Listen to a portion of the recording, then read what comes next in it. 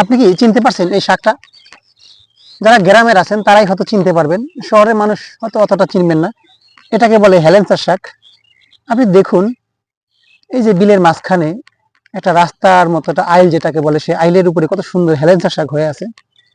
এটা খেতে কিংবা এটা আপনার কিনতে কোনো পয়সা লাগবে না, আপনি এখান থেকে যত ইচ্ছা নিতে পারবেন। আমি যে তুলতেছি, আমাকে সারাদিন তুললো কেউ কিছু বলবে না, কারণ যার ক্ষেত সেও বলবে না। কেন বলবে না? এটা প্রকৃতির দান, এটা হয়ে গেছে, অলরেডি হয়ে যাচ্ছে ক্ষেতের আইলে। খুবই সুস্বাদু একটা স্বাদ। এটাতে প্রচুর পরিমাণ ভিটামিন আছে, আয়রন আছে, ক্যালসিয়াম আছে, আরো অনেক কিছু আছে। আমি ডাক্তার না, ডাক্তাররা হয়তো ভালো বুঝতে পারবেন। তো আমরা কি ওই টাকা দিয়ে 20 টাকার শাক কিনি এক মুঠ? আপনি এখানে কয়েকটা 20-25টা শাক টোকালে কিন্তু 20 টাকার শাক হয়ে যাবে।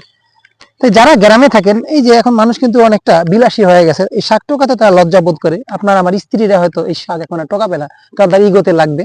কিন্তু আপনি এই শাকটা যখন খাবেন, এটার ভিতরে কিন্তু বিন্দু পরিমাণ কোনো প্রকার সার নেই, ভেজাল নেই।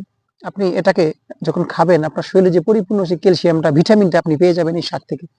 কিন্তু আমরা কি করি? বাজার থেকে কিনতে ভালোবাসি, কিন্তু এরকম ক্ষেতের পাশেই দেখবেন যে অসংখ্য হেলেঞ্চা শাক হয়ে আছে। দেখুন, আমি কিন্তু কয়েকটা শাক তুললাম, অনেক হয়ে গেছে। আপনি আধা ঘন্টা তুললেই আপনি ওই শাক খেয়ে শেষ করতে পারবেন না। আমি এই জন্য আজকে ভিডিওটা করলাম, যে যারা ইগোতে না লাগে, যাতে কোনো প্রকার আপনার লজ্জাবোধ না করে আপনারাও এভাবে শাক নিতে পারেন। অনেকের বাড়ি আছে, বাড়ির পাশে ডোবা নালা আছে, রাস্তা আছে, এই শাকটা খায় না। আর বাজার থেকে খাই কেমিক্যাল দেওয়া শাক, যেগুলো খেয়ে আমরা দিনকে দিন অসুস্থ হয়ে যাচ্ছি, রোগা হয়ে যাচ্ছি, মেটো হয়ে যাচ্ছি। দেখুন কত সুন্দর একটা বিকেল, ওই যে সূর্যটা ডুবে যাচ্ছে, বাবা একটু দেখাও, ওই যে দেখুন সূর্যটা। এই শেষ বিকেলে আধা ঘন্টা শাক টোকালে কিন্তু আপনার হয়ে যায়। আমি গাজীপুরে চাইলে কিন্তু পারি, আমি নেই মাঝে মাঝে, নেই না যে তা নয়, মাঝে মাঝে নেই। অনেক সুন্দর একটা পরিবেশ দেখতে পাচ্ছেন। শহরের ফাঁকে একটু গ্রামে হলো গাজীপুর।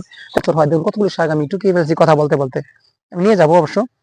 সুন্দর লাল শাক হয়েছে, এখানে একটু বাতি হয়ে গিয়েছে, তারপর আপনি খেতে অনেক মজা পাবেন। তো আমি আসলাম দেখার জন্য, প্রায় আমি আসি এই দিকটায়। এটা হলো আপনার মনপুরের পাশে, মনপুরা পার্ক আছে, পার্কের পাশে খুব সুন্দর দেখুন লাল শাক হয়ে আছে। আর এখানে একটু দেখাই আমি আপনাদেরকে, এরকম আপনার হয়তো অনেকে যাওয়া হয় না, দেখতে পাচ্ছেন। এটা সম্ভবত আপনার সরিষা ক্ষেত হবে। দেখুন সরিষা ক্ষেতগুলো শেষ বিকেলে সরিষার ফুলগুলো ফুটে আছে, কত সুন্দর। আসলে প্রকৃতি যে কত সৌন্দর্য ভাই, কত নির্মল। এই যে কৃষক কিন্তু কষ্ট করে এগুলো করেন। এখানকার কৃষক অনেকে দূর দূরান্ত থেকে আসেন বাংলাদেশের, এসে কিন্তু তারা এই ফসলাদি করেন। দেখতে পাচ্ছেন আমার এখানে সরিষা, ওখানে লাউ ক্ষেত আছে।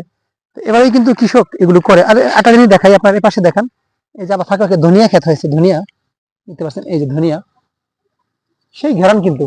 ধনিয়া পাতা আপনি যখন তরকারিতে দেবেন কিংবা ইত্যাদিতে খাবেন, খুবই একটা মজা হবে। দেখুন এই যে ক্ষেতের পাশেই কিন্তু আপনার এই ধনিয়া গাছ ভরা, এই দেখতে পাচ্ছেন। কৃষক কিন্তু কত সুন্দর ফসল করে, এগুলো কিন্তু আমরা কিনে খাই, এর 5-10-12টা, এর দাম কিন্তু 10 টাকা, ঠিক না? এরকমই আমি বললাম যে চাইলে অনেক কিছু করা যায়। দেখো এখানে ধনিয়া ক্ষেত ভরা, বাবা একটু দেখাও, প্রচুর ধনিয়া ক্ষেত দেখতে পাচ্ছেন। ধনিয়া ফাঁকে ফাঁকে আছে সরিষা ক্ষেতের মাঝখানে। সম্ভবত এটা সরিষা ক্ষেত, আমার ভুল হয়ে থাকলে জানাবেন।